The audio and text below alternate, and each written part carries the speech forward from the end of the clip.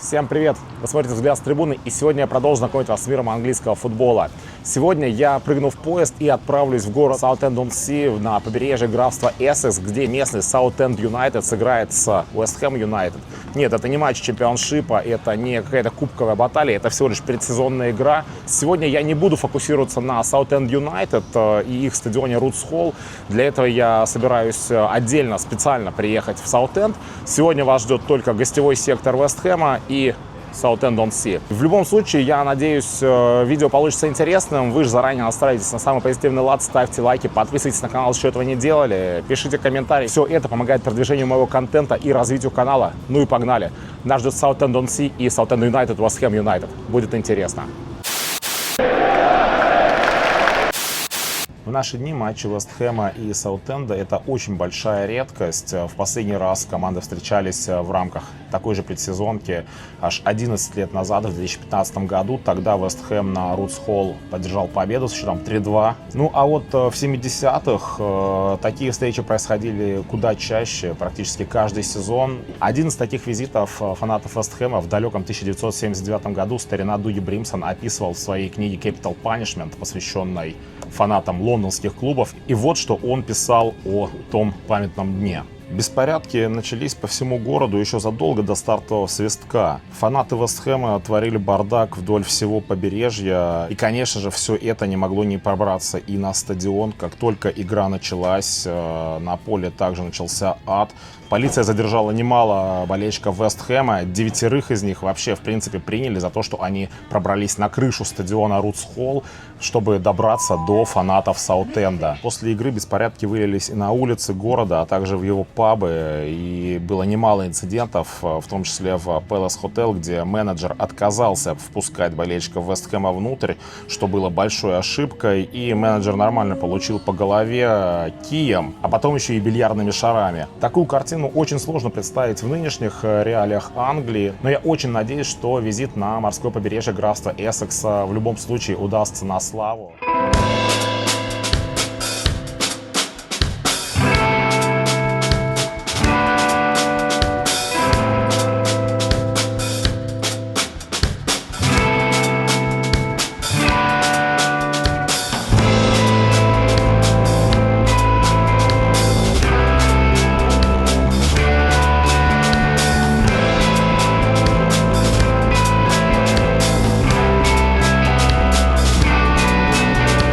Саутенд-он-Си считается одним из крупнейших курортов графства Эссекс. Сюда каждые выходные лета приезжают сотни и сотни жителей как Лондона, так и окрестных земель, чтобы хорошо провести время на бесконечных пляжах города. Да, вода здесь ледяная, но тем не менее, поверьте, это не отпугивает желающих искупаться в том месте, где Темза впадает в Северное море. На его набережной вас ждет бесконечное множество роллер-коустеров, каких-то палаток с игровыми автоматами и прочих увеселительных заведений. Здесь практически в каждом, просто в каждом здании есть палатка с фиш энд чипс. Ну и вот чем действительно может похвастаться город Саутенд, так это тем, что здесь находится самый длинный пирс в мире. Его длина больше 2 километров. Ну и прогуляться по этому пирсу – это обязательный пункт визита в Саутенд. Прогулка приятная. В конце пирса вас ждет и кафешка, где можно выпить пинту пенного, можно перекусить. Ну и можно полюбоваться пейзажами города. Если вам лень идти все эти 2 километра, то здесь даже есть железная дорога. Конечно, все это стоит денег. Даже, в принципе, вход на пирс платный. Нынче он стоит 3 фунта 10 пенсов. Ну, а поездка на железной дороге обойдется вам в более 10 фунтов. В общем, честно, в Саутенд-он-Си точно не заскучаете. Ну, а когда вы приехали сюда на футбол, то не заскучаете вдвойне. Можно хорошо прогуляться по променаду, выпить пинту пенного и отправиться в сторону Рутс Холл, в сторону стадиона Саутенд Юнайтед, что я сейчас и сделаю.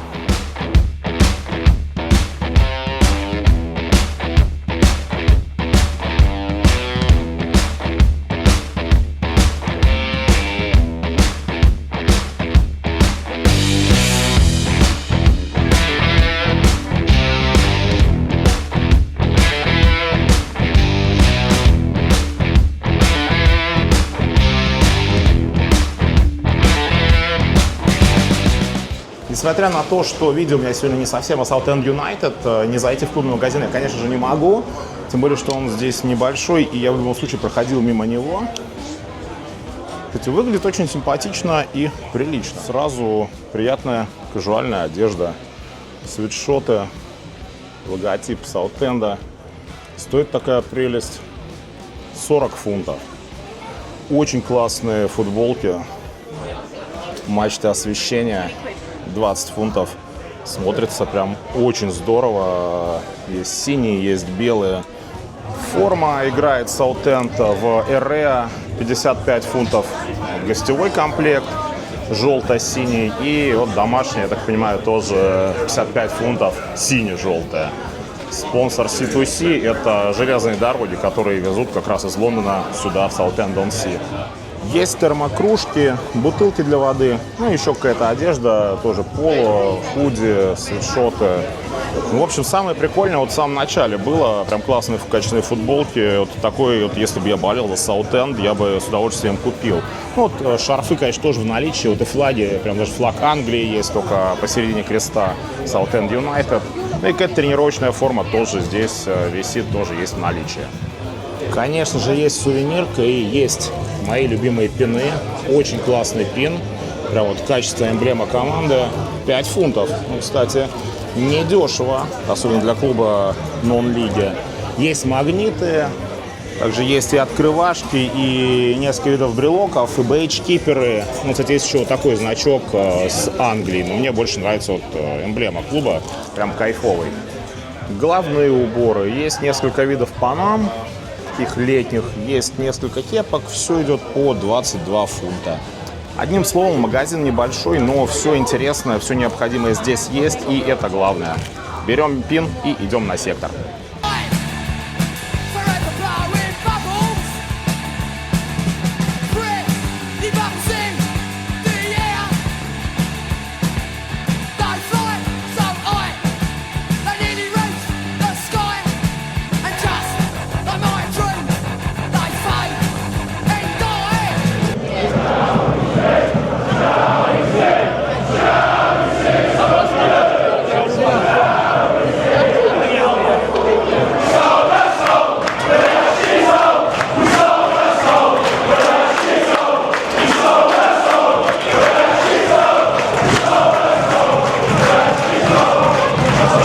Внутри мой сектор, мое место где-то вот там, далеко-далеко. Ну, понятно, что туда не попасть, видите, прям битком.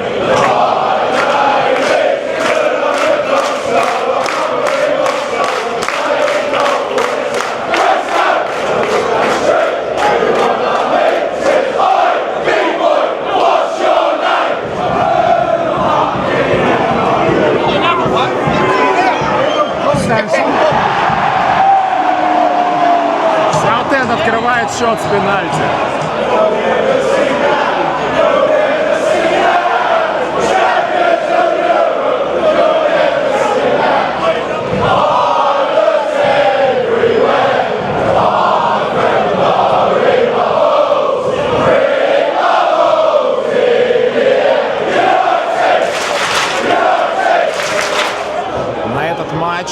Вест Хэму было выделено 2753 билета. Вся вот эта заворотка. Ну и вы видите, конечно, здесь полный солд-аут. Билеты разлетелись практически мгновенно. Мне кажется, вплоть до стартового свистка еще на специальных группах на Фейсбуке можно было увидеть запросы о лишних билетиках, потому что желающих попасть на этот матч было намного больше, чем 2753 билета. Ну и в целом стадион сегодня подзабит. Конечно, приехал такой соперник. Насколько я понимаю, Southend United, в принципе, билеты на сегодняшнюю игру продавал только тем, у кого есть абонементы. И тоже они были распроданы за какие-то там рекордно быстрые сроки.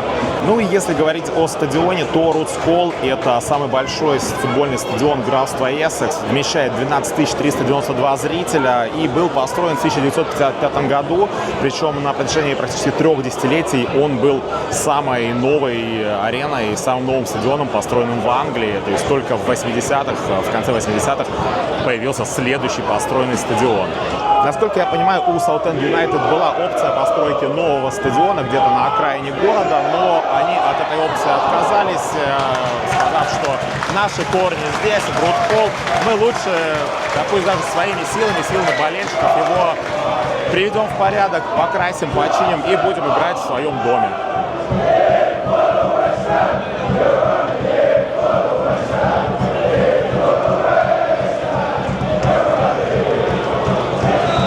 Вообще, если посмотреть, то Рутс Холл такой приятный, классический английский стадион, гостевой сектор, видите, балки, закрывающие частично обзор на поле, низкая крыша. Ну, кстати, вот даже с последнего ряда, где я стою, видно все поле, никаких проблем с обзором нету. Ну и акустика очень даже достойная здесь, благодаря такой крыше.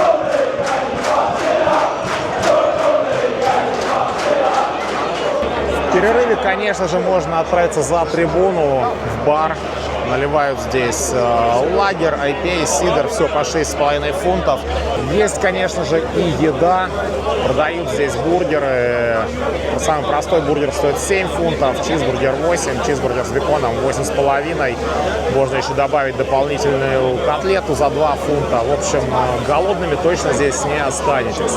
Так выглядит двойной чизбургер здесь на Рутс Холл в гостевом секторе. 10 фунтов стоил мне, будем пробовать. Неплохо.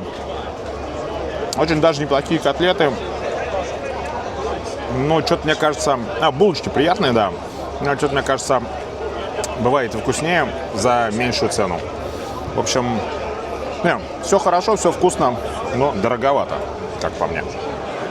Здесь на Рутс Холл очень классные первые ряды за воротами.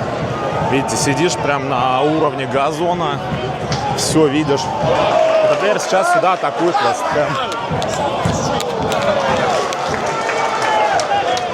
Красота! Вот первый ряд, ворота.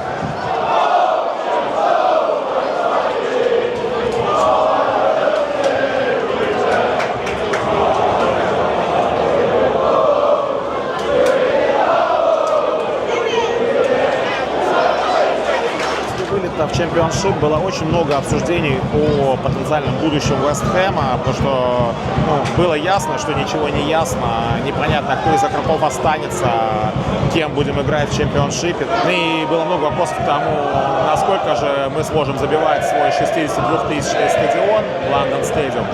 Но что-то пока что в межсезонье показывает, что все вот эти страхи, все эти сомнения были напрасными. Ну, во-первых, Джаред Боуэн, наш капитан, подписал новый контракт с командой, так что он остается еще на многие годы в Вест Хэме. Ну, а билеты уже в середине июля Вест Хэм читался о том, что продано 50 тысяч абонементов на новый сезон. Это рекордная цифра, даже в АПЛ таких продаж не было. Сейчас есть, так что, кажется, напрасно я переживал, да и все напрасно переживали. В следующем сезоне все будет очень даже хорошо.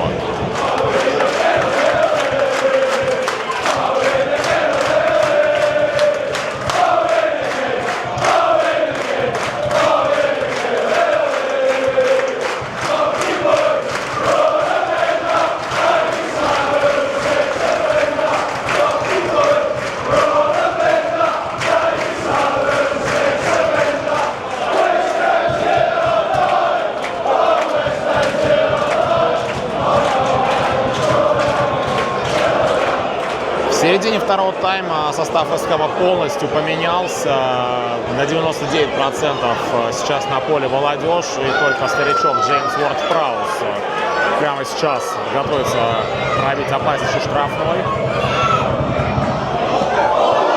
Кстати, неплохо пробил, но счет пока что на табло, и говорит он 1-1. Ну и вот сейчас официально объявили посещаемость матча 10 467 человек. Ну, то есть, я так понимаю, все, что можно было купить, все купили, все заняли. Ну, а единственные не проданные, не занятые места — это вот такой черный буферный сектор между гостевыми и домашними болельщиками. Болельщиков, хозяев периодически слышно. Они, мне кажется, специально расположились с барабаном как раз возле вот этого разделительного брезента. Заряжают редко, но вот сейчас прям так монотонно затянули нечто по звучанию напоминающее Винчи Перно и Магико Аталанта. Ну и вот похожие заряды множества итальянских клубов. Да, конечно, количество поющих недостаточно, но тем не менее ритм неплохой, уже приятно, уже отрадно что-то такое слышать на матчах нон-лигового клуба.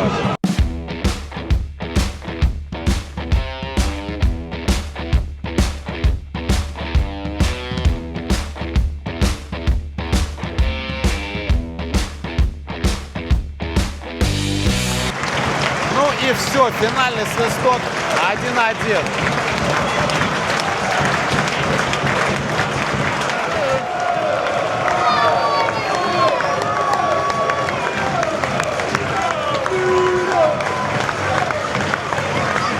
Так, после матча игроки, как раз молодежный состав, все подходят к болельщикам. Видите, все здесь, все в зоне доступа. И сфотографироваться не отказывают. В общем, респект, красавцы. На этом можно с чистой совестью возвращаться из Саутенда обратно в Лондон. Про футбол, я думаю, можно не говорить, как-никак это всего лишь предсезонный товарняк, а вот про стадион и про атмосферу сказать нужно. Стадион приятный, стадион атмосферный, стадион такая хорошая, классическая, олдскульная английская коробка с действительно неплохой акустикой. И периодически домашних болельщиков было очень даже хорошо слышно. Гостевой сектор, ну, так, был довольно вяленький, но, опять же, спишем это на предсезонку. На Рудс-Холл я еще с удовольствием вернусь, но хочу это сделать уже целенаправленно ради матча Саутенд Юнайтед. Все-таки посещение домашних секторов и гостевых – это абсолютно разные вещи, и Саутенд Юнайтед и его фанаты абсолютно заслуживают специального отдельного видео, так что с этим стадионом я не прощаюсь, сюда я точно еще вернусь. Ну, а с вами я сейчас прощаюсь, надеюсь, вам это видео понравилось и было интересно смотреть мой предсезонный выезд на курорт Граста Эссекс. Если так, то не забывайте ставить лайки, подписывайтесь на канал, если еще этого не сделали, пишите комментарии, вся эта движуха помогает продвижению моего контента и развитию канала. Ну и до встречи на стадионах Англии и мира. Впереди очень интересный сезон и очень много интересного. Не пропустите.